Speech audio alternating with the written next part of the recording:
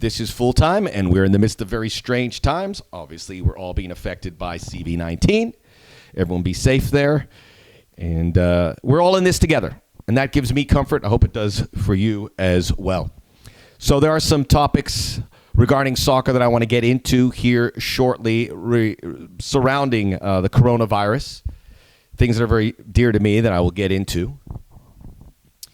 I'm going to begin with the one soccer story that was non-CV-19 related that broke this week when leagues were being canceled and postponed and games were being played behind closed doors and the whole world, sports world, turned on its head. And before I get into it, I just want to mention how embarrassed I was when in the midst of CV-19 breaking and at the end of last week, all the cancellations, the heads of leagues, the heads of teams, presidents, CEOs, commissioners, all coming, trying to put the people that they are the umbrella over at ease and trying to give them as much information. The one that didn't was the head of U.S. Soccer. He was stepping down from his post because of a long list of things. U.S. Soccer has been quite dysfunctional since the U.S. didn't qualify 2018, maybe well before that. But mostly because of some disparaging quotes. U.S. Soccer is involved in a lawsuit, the equal pay lawsuit, where the U.S. women's national team and the players are seeking, I think, $66 million in back pay. But in some documents that were released by U.S. Soccer, it had these disparaging remarks. I mean, bottom of the barrel, lowest common denominator remarks about women and their physical attributes and how they struggle with sports. It was just the kind of thing that you said, this has to be a mistake. Someone cut and paste something in here. This can't be real. But it was. And it forced Cordero to step down. U.S. Soccer has a lot of dysfunction. I don't think Cordero stands alone, and I'll get to that in a moment. As a broadcaster for the sport here, very careful not to ruffle the feathers, just for self-preservation purposes. I cover U.S. Soccer. I've called many U.S. men's national team games and women's. I work with Major League Soccer, which is connected, so I'm very cautious of criticism. I've had people in U.S. Soccer mention, go, hey, she just said that. I go, hey, probably not. So I err on the side of caution. But when I heard these disparaging remarks, and I'm not necessarily one of these people who say, yes, equal pay. But I'm not one of these people that are going to have these almost caveman outlooks on men and women, which is what it was. So at that point, I tweeted, U.S. Soccer's drunk. Somebody grabbed the keys. I vote no confidence. And I tweeted it, and I'm like, should I send that? I go, yeah. Leave it. Don't erase it. And I was vindicated. Many people feel the same way. I'm not the first. But it was a unique feeling for me to say, I've had enough.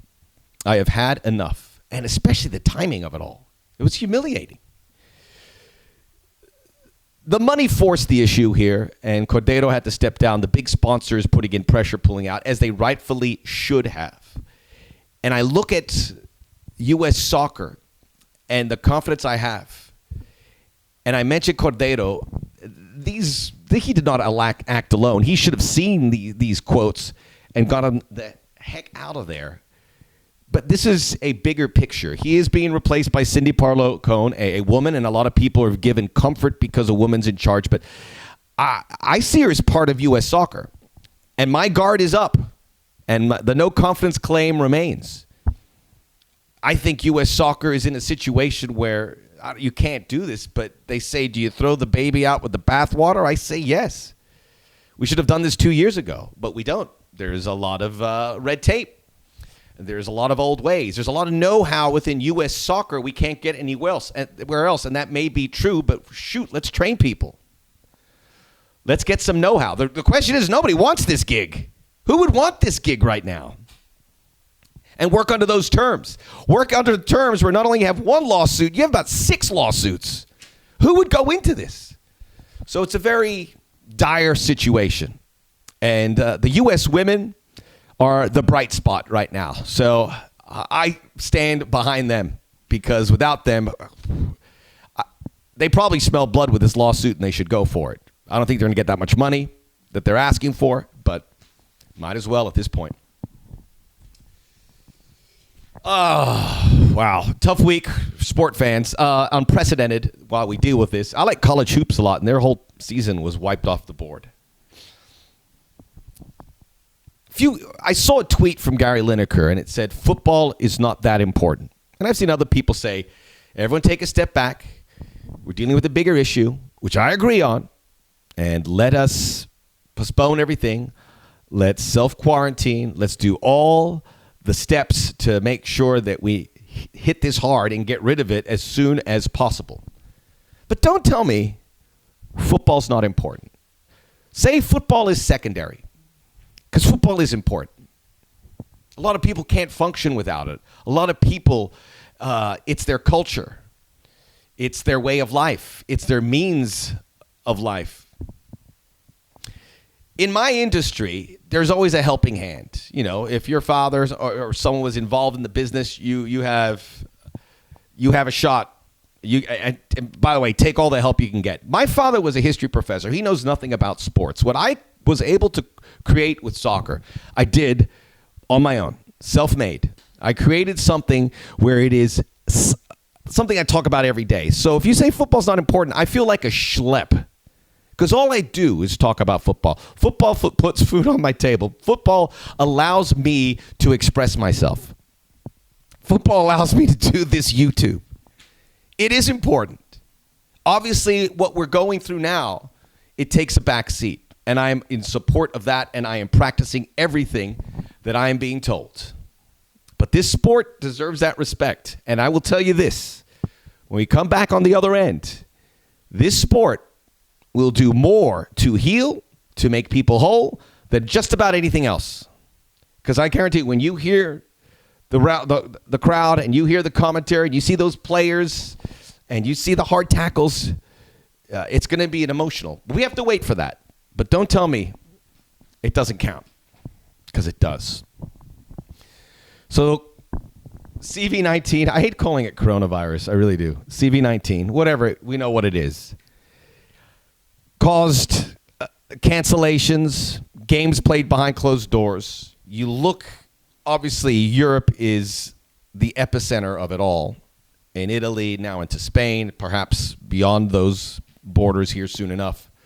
It's hard to see the Premier League, which are all on hold, La Liga, Serie A, finishing their seasons. They have 2 months left. They have to be considered.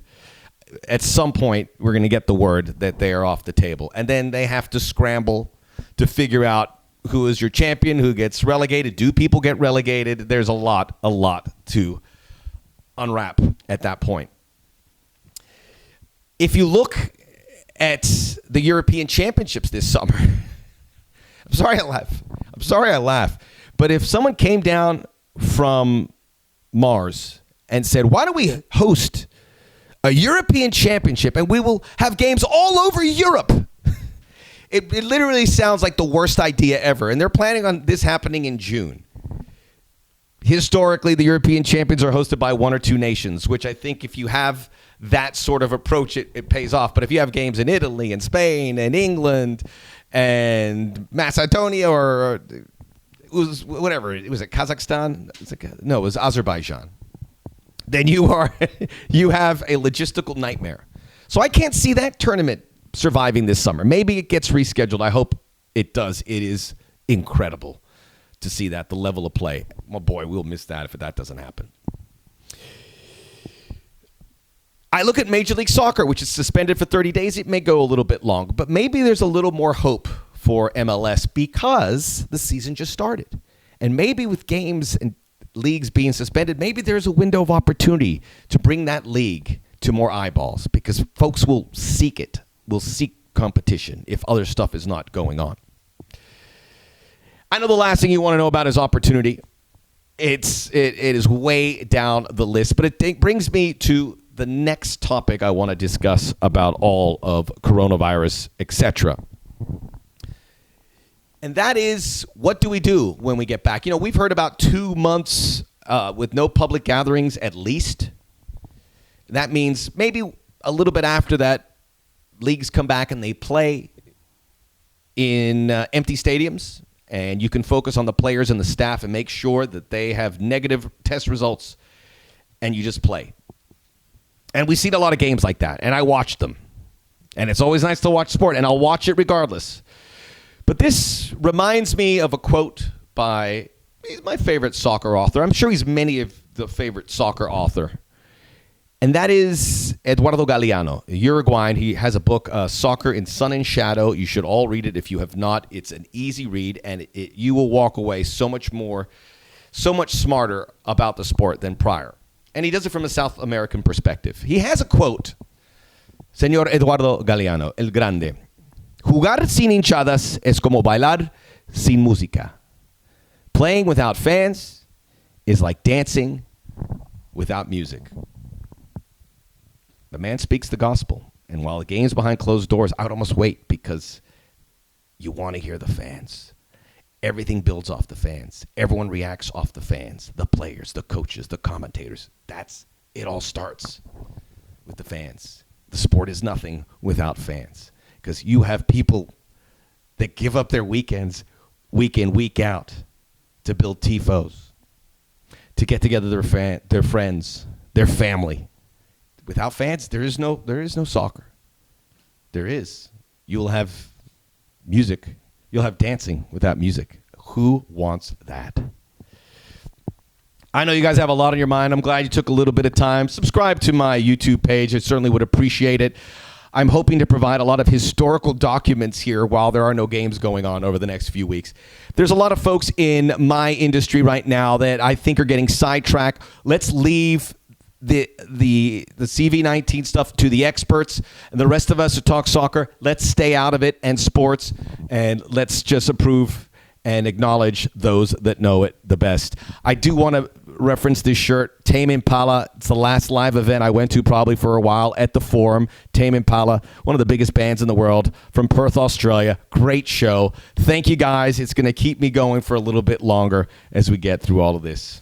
I'll see you soon.